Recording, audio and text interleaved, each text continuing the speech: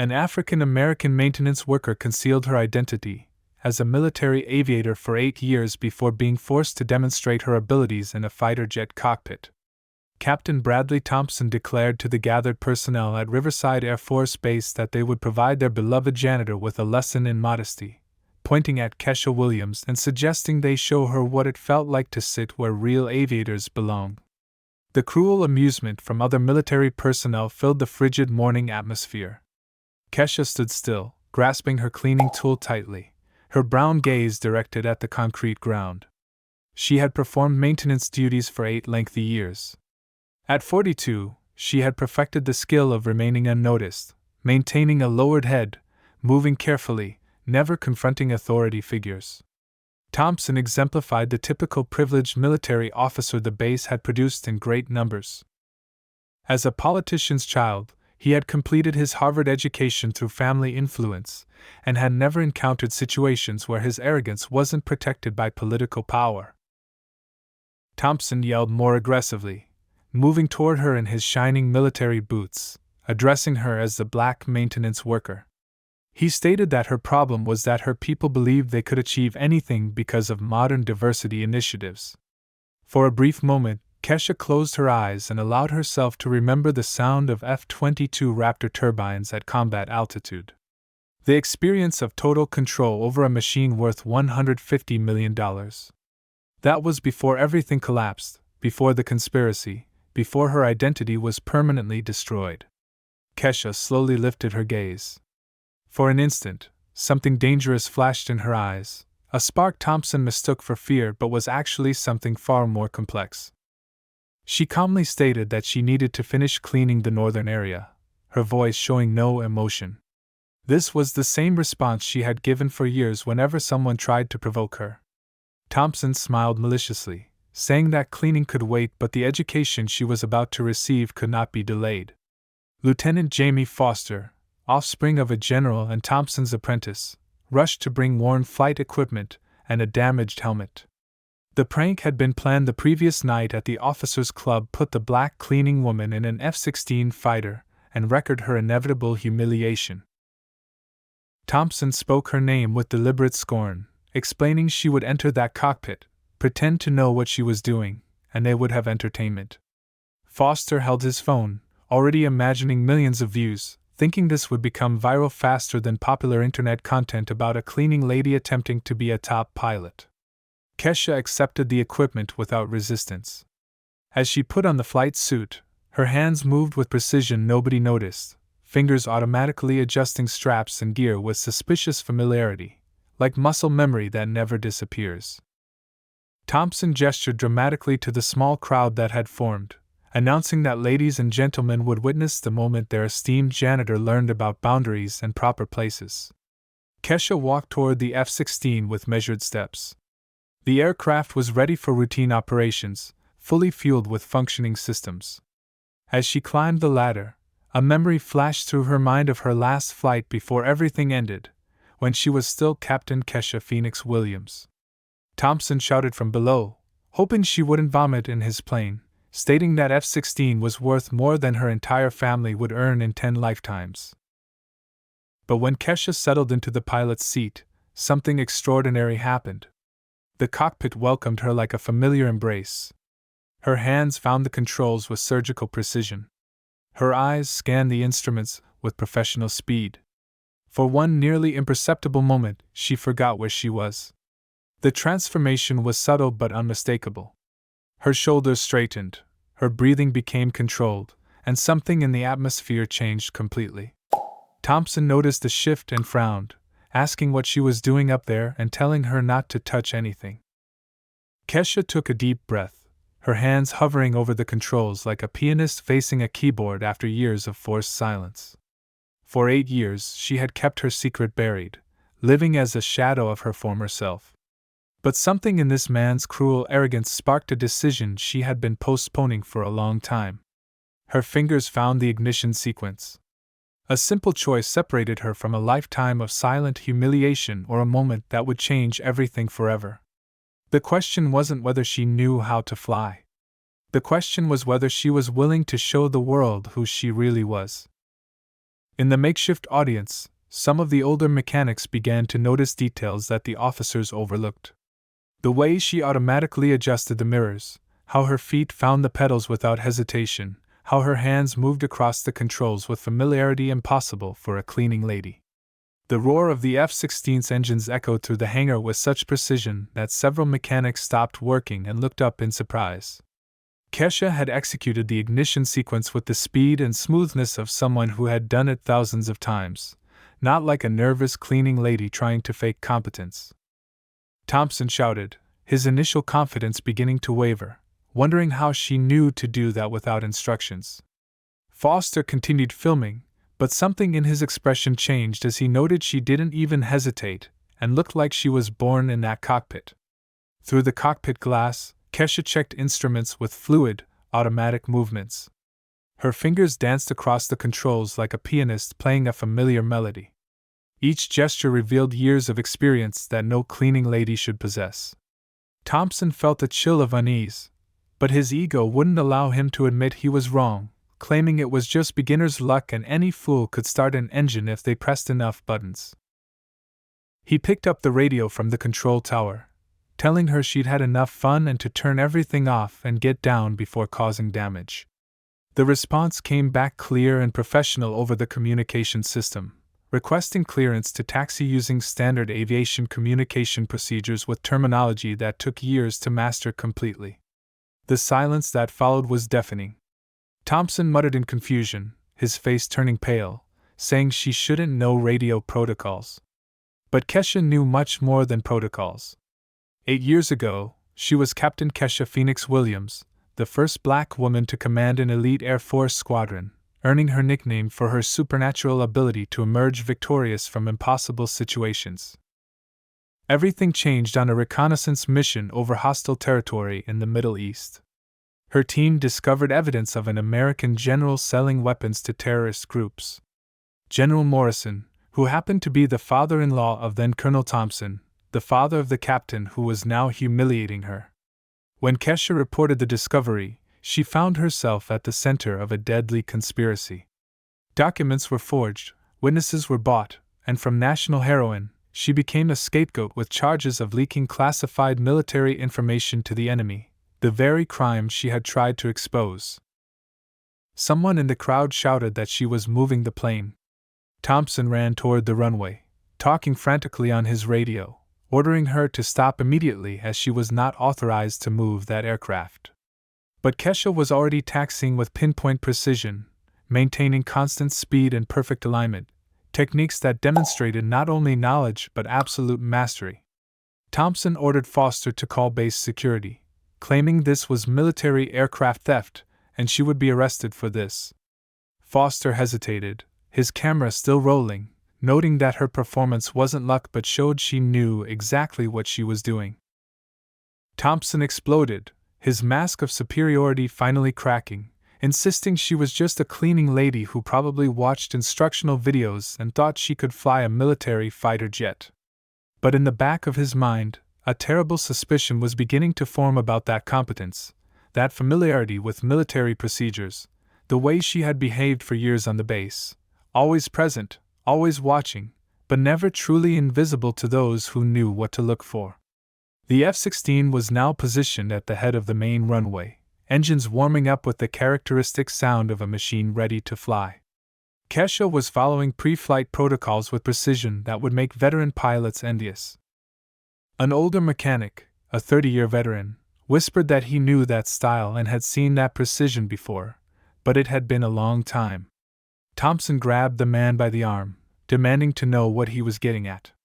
The mechanic replied hesitantly that there was a female pilot years ago called Phoenix who flew just like that, as if the machine was part of her body.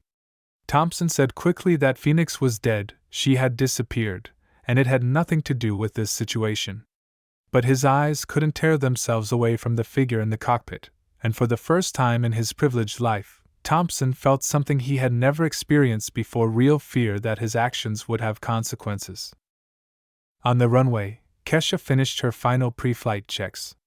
Through her headset, she could hear Thompson shouting contradictory orders to the control tower, his voice growing higher with every passing second. Each new attempt by Thompson to appear in control only revealed how desperately out of control he really was. The man who minutes earlier had mocked a mere cleaning lady now faced the terrifying reality that he had completely underestimated his victim. And Kesha hadn't even taken off yet. Every insult Thompson had hurled, every cruel laugh from the crowd, every moment of humiliation from the past 8 years was being carefully catalogued in her memory, not to fuel anger, but to calibrate the precision of the lesson she was about to teach. What Thompson didn't know was that Phoenix Williams had spent 8 years not just hiding, but preparing. And today, in front of dozens of cameras and hundreds of witnesses, she was about to show the world that some phoenixes don't die but just wait for the right moment to rise from the ashes more powerful than ever. Thompson grabbed the radio from the chief controller's hand, ordering her to shut down the engines and claiming this was military insubordination. She replied with technical coldness that flight clearance had been granted for training procedures in accordance with military regulations, causing several veterans at the base to exchange worried glances. Foster continued filming, but his expression had completely changed as he noted she knew the regulations better than they did and questioned how a cleaning lady knew that. Thompson hissed for him to shut up and keep recording, sweat beginning to form on his forehead, stating that when she crashed on that runway, he wanted everything documented for the court-martial. But in the control tower, something extraordinary was happening. Colonel James Mitchell, commander of air operations and a 30-year veteran, watched the proceedings through binoculars with growing disbelief. He called to his nearest assistant, asking if he was seeing what he was seeing. The assistant confirmed that pre-flight procedures were being executed with absolute military precision, optimal warm-up time, and perfect positioning on the runway, noting this was not the work of an amateur. Mitchell lowered his binoculars slowly, asking about years of service, then reflecting that in his entire career, he had seen only one person fly with that kind of technical precision in ground procedures. Mitchell paused, a terrible suspicion taking shape in his mind, mentioning Phoenix Williams. The assistant choked, noting that Phoenix was declared dead 8 years ago as a traitorous officer who sold military information. Mitchell corrected firmly that she was an innocent officer, stating he was on the original investigation committee. The documents that incriminated her were so poorly forged that a child could have spotted them, but Morrison had political connections and Phoenix was a black woman with no one to support her. On the runway, Kesha finished her final checks with fluid movements that demonstrated not just competence but absolute mastery. Mitchell ordered his assistant to open a secure channel with that pilot immediately. When the secure channel opened, Mitchell identified himself and requested proper identification. There was a long pause before the reply came, laden with contained emotion. Mitchell whispered if it was really Phoenix, his voice breaking. She replied that she was Kesha Davis, Level 2 janitor, and that Phoenix Williams died 8 years ago, though there were tears in her voice. Mitchell closed his eyes, remembering the bright young captain who had been destroyed by corrupt men, stating he had tried to help her but by the time he discovered the truth about Morrison and the conspiracy, it was too late. She acknowledged his efforts, noting that General Morrison was dead but his legacy lived on. She looked directly at Thompson through the glass of the cabin, explaining that Morrison's son married Colonel Thompson Sr.'s daughter, making the arrogant captain the grandson of one of the men who destroyed her career. The revelation hit Mitchell like a physical blow, understanding that Thompson was family of the conspiracy that framed her.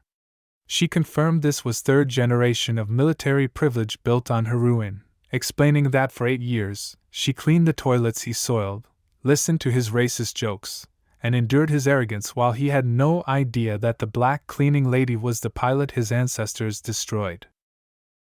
Mitchell asked if she had evidence of the original conspiracy. She confirmed 8 years of gathering, explaining that Morrison confessed everything on his deathbed to a priest, thinking he was protected by religious confidentiality, but the priest recorded everything and gave her the complete confession 3 years ago. She smiled for the first time in years, stating she had names, dates, offshore bank accounts, and forged documents. Mitchell questioned why this information hadn't come to light sooner. She replied that she wanted more than justice, she wanted them to destroy themselves with their own arrogance, observing Thompson having a nervous breakdown on the runway while noting that people like Thompson only learn when they are humiliated publicly. Foster continued recording, now broadcasting live to social media accounts where the video was already accumulating thousands of views. Comments began flooding and questioning who this woman was, noting she flew better than any pilot they had ever seen, and observing that Thompson appeared to be losing control. Mitchell made a decision that would change everything, asking if she still remembered how to perform advanced aerial demonstrations. She confirmed she remembered like it was yesterday. He then authorized her to show those individuals what a real pilot could do, granting full clearance for an unrestricted aerial demonstration and instructing her to clear her name the only way that mattered by proving they never deserved to breathe the same air as her. Kesha felt something she hadn't experienced in 8 years, hope mixed with purpose. She acknowledged the instructions and requested clearance for a full air show. Clearance was granted with instructions to show them what it meant to fly with honor. On the runway, Thompson realized he had completely lost control of the situation. His game had turned into something much bigger, and he was beginning to suspect that he had catastrophically underestimated the woman he had spent years humiliating. The sound of the F-16's engines changed pitch, indicating preparation for actual takeoff. Thompson looked up at the blue sky and for the first time in his privileged life, felt true fear of what he was about to witness. Kesha positioned the aircraft at the end of the runway, 8 years of controlled anger and silent dignity turning into pure determination. She was no longer just flying a plane but resurrecting Phoenix Williams from the grave where cowardly men had buried her. What Thompson didn't know was that he wasn't about to witness just an air show but the rebirth of a legend, and his own destruction would be the fuel that fed the flames of that resurrection. The F-16 roared down the runway with acceleration that made observers instinctively recoil. In 3 seconds, Kesha was airborne, and in 5, she executed a vertical turn that defied the laws of physics. What followed was not just an aerial demonstration but a work of art written in the sky. Thompson watched from the ground, his face turning white then green as he realized the magnitude of his mistake, muttering that it was impossible for a cleaning lady to fly like that. Foster noted that the video already had 50,000 live views with comments asking who this incredible pilot was. At an altitude of 1,500 meters, Kesha performed advanced maneuvers that few American pilots could master. The F-16 literally stopped in midair, raised its nose 90 degrees, and resumed normal flight in a display of control that made veteran mechanics applaud spontaneously. An air traffic controller whispered that he had only seen that maneuver once in his life, 8 years ago, performed by the legendary Phoenix Williams. Thompson grabbed the radio with trembling hands, ordering her to come down immediately as a direct order. The response came loaded with 8 years of silent dignity finally released, refusing his order and stating that he wanted an educational demonstration, and that was exactly what he was getting. What happened over the next 10 minutes redefined the concept of aeronautical mastery. Kesha executed a sequence of maneuvers that combined technical precision with pure artistry, including inverted loops at impossible speeds, low-level approaches that made people throw themselves to the floor, and culminating in a formation that spelled out the word Phoenix in the sky using contrails. Foster, now broadcasting to multiple platforms simultaneously, narrated with a trembling voice that he didn't know who this woman was, but she was rewriting everything they knew about flying, with 100,000 people watching live. In the control tower, Mitchell smiled for the first time in years and activated the base's open channel, announcing to all Riverside personnel that they were witnessing the return of Captain Kesha Phoenix Williams, betrayed and hunted by a military conspiracy 8 years ago, but who never lost her skills or honor. The silence that followed was broken only by the distant roar of engines. On the runway, Thompson dropped the radio, his world collapsing in real time, whispering that Phoenix Williams was supposed to be dead and was a traitor. A veteran mechanic approached with anger in his eyes, stating that she was cleaning his toilets for 8 years while he humiliated the best pilot this nation had ever produced, and they filmed it all. Kesha's landing was a final demonstration of skill, touching the runway so softly that it seemed as if the plane had simply decided to stop flying. When the cockpit door opened, a crowd of hundreds had gathered, including officers rushing in from other parts of the base. Thompson tried one last desperate gambit, claiming this proved nothing and that she could have learned to fly anywhere, insisting she was still just a worker. Mitchell interrupted over the loudspeaker, suggesting Thompson check his cell phone as his performance today had gone viral with 50 million views in the last 2 hours. Thompson's legs gave out as he realized he had been filmed humiliating a national hero, and the whole world was watching. His phone exploded with calls from the Pentagon, reporters, and angry superiors. Kesha stepped out of the cockpit with the same quiet dignity she had maintained for 8 years. She removed her helmet, revealing eyes that had seen real combat and survived betrayal. When she spoke, her voice reached every corner of the base, explaining that for 8 years she cleaned the bathrooms where officers like Thompson made jokes about diversity and competence, hearing every cruel word, every racist comment, every statement that people like her didn't belong in military aviation. She paused, looking directly at the cameras, stating that today she proved that competence has no color, no gender, and definitely no fear of small men with big egos. Thompson tried to hide in the crowd, but Foster followed him with the camera, asking if he would like to comment on humiliating one of the greatest pilots in American military history. Thompson stammered that he didn't know, and if he had known who she was exactly, he would have acted differently. Kesha interrupted, her voice cutting through the air like a knife, stating that the problem was how he treated people he believed were inferior to him, which revealed exactly who he really was. Mitchell appeared on the tarmac carrying an official military briefcase, offering her full restoration of rank, immediate promotion to major, and command of any squadron she desired on behalf of the United States Air Force. Kesha looked at the folder, then at the crowd of faces, some ashamed, some admiring, all transformed by what they had witnessed. For 8 years she had imagined this moment, but now that it had arrived, her response surprised even her. What Thompson didn't know was that the public humiliation he had just suffered was only the beginning, as the evidence Kesha had collected over 8 years about the conspiracy that destroyed her career was about to come to light, and his entire political family would be dragged down with him. But that would only be part of the lesson the world was about to learn about underestimating those with true power. Kesha looked at the folder offered by Colonel Mitchell, then at the hundreds of faces watching her in absolute silence. When she finally spoke, her voice carried 8 years of quiet dignity turned into power. She told Colonel Mitchell that she deeply appreciated the offer of reinstatement, but during these 8 years she had learned something that no rank could teach. She paused, handing the folder back, explaining that she had learned that her identity did not depend on the recognition of others and that she was Phoenix Williams with or without a uniform. Thompson, still kneeling on the tarmac, watched his military career evaporate in real time. His phone wouldn't stop ringing with calls from the Pentagon, furious superiors, and reporters hungry for statements. The hashtag Phoenix Janitor had become a worldwide trend with 80 million views. But she continued, stating there was one thing she needed to do, removing a flash drive from her pocket. For 8 years she had been collecting evidence about the conspiracy that destroyed her career, including deathbed confessions, forged documents, offshore bank accounts, and recordings of compromising conversations. Mitchell took the device with trembling hands as she explained this was the complete truth about General Morrison and his network of corruption, including how the Thompson family profited from selling weapons to terrorist groups.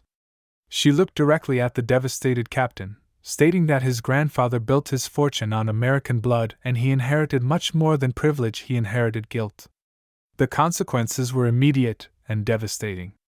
Within 72 hours, the federal investigation had frozen the Thompson family's accounts, uncovered decades of military corruption, and initiated criminal proceedings against dozens of officers. Bradley Thompson was arrested for obstruction of justice while attempting to destroy evidence. Foster, who had filmed everything, became an instant celebrity when his live broadcast broke audience records. In a later interview, he stated he thought he was filming a cruel prank but ended up documenting the rebirth of a legend. 3 months later, Kesha was sitting in her new office as director of the Phoenix Aviation Academy, a school she had founded to train pilots from marginalized communities. The wall behind her desk displayed a photo of her standing next to the F-16 the moment she removed her helmet after landing. Her assistant informed her they had received 50 more applications that day, with applicants from every state. Kesha smiled, watching young people from diverse backgrounds training on flight simulators through the window. She explained to her assistant that the difference between privilege and competence was that privilege fears competition, while competence embraces it. The Thompson family empire had completely collapsed with companies nationalized, properties confiscated, and Bradley serving a 15-year sentence for military treason. His wife had left him, his children had changed their surname, and he had become a social outcast. Mitchell, now General Mitchell after a meteoric promotion, visited the academy regularly, questioning why she chose this path when she could have any military command she wanted. She replied that the best revenge wasn't destroying enemies but building something they could never create, a place where competence matters more than connections. Kesha's transformation had inspired systemic changes across the Air Force, with new protocols implemented to protect whistleblowers, diversity investigations ramped up, and the Thompson case becoming required reading at military academies. During a national interview, she reflected on her biggest mistake, stating that for 8 years, she believed she lost her identity when she lost her rank, but true identity cannot be taken away by decree and can only be given up voluntarily. Thompson, from his cell in military prison, watched news reports about the Phoenix Academy's growing success, realizing that the woman he had humiliated as a mere janitor was now training the next generation of elite military pilots. Foster, whose video had changed everything, became a documentary filmmaker specializing in exposing social injustice, stating that the broadcast taught him that sometimes the most important story is happening right in front of us, but we choose to ignore it. On the first anniversary of the revelation, Kesha received the Congressional Medal of Honor for her years of military service and social impact. In her speech, she stated not to let others define limitations, explaining that for 8 years, they told her she was just a janitor, but she chose to be the best janitor she could be while keeping alive the pilot she had always been. The Academy had become a national symbol of meritocracy and second chances, with students who had been rejected by traditional academies for lack of suitable profile now flying some of the most advanced aircraft in the world. Thompson lost everything: family, fortune, freedom, and legacy. But Kesha had gained something immeasurable: proof that dignity preserved in silence becomes the most powerful force when finally unleashed. She taught her students that revenge is not doing to others what they did to us, but becoming so successful that they regret ever doubting us. 8 years cleaning toilets had taught Phoenix Williams that dirt can be removed with hard work and patience, but some stains on the reputation of those who underestimate others are permanent. The story demonstrates that being underestimated is sometimes the greatest gift enemies can give, as they let their guard down just when someone is preparing to fly higher than they ever imagined possible.